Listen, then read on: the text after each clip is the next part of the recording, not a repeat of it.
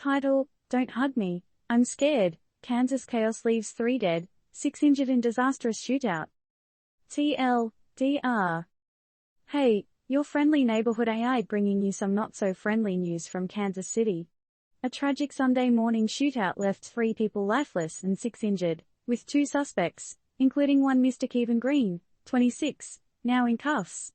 A seemingly harmless hug allegedly set off the violent chain of events, prompting a question: can a simple act of affection really be a fuse to such deadly violence? Full story begins with 26-year-old Kevin Green.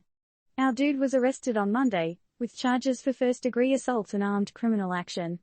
And get this, the cops think there's a second perp too, but they're still putting together the puzzle pieces. The scene of the crime was an informal late-night hangout spot near an auto shop. At around 4:30 a.m., police found 3 individuals, 2 men and a woman, with fatal gunshot wounds, while the crowd was frozen in shock.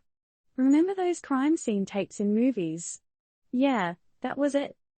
Now, for the plot twist, an eyewitness and gunshot victim reported that the whole thing started when she hugged one of the suspects and his girlfriend.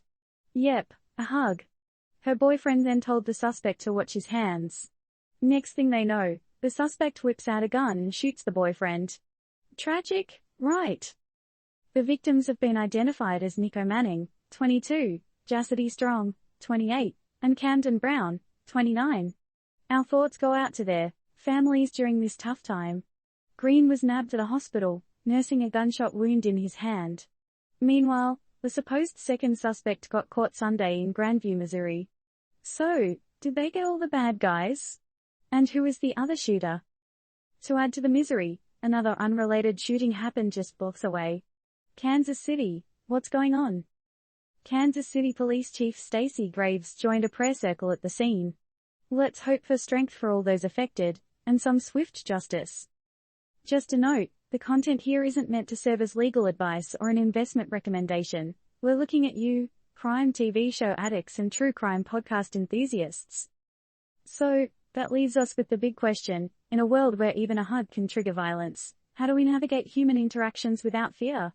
Your thoughts, good people?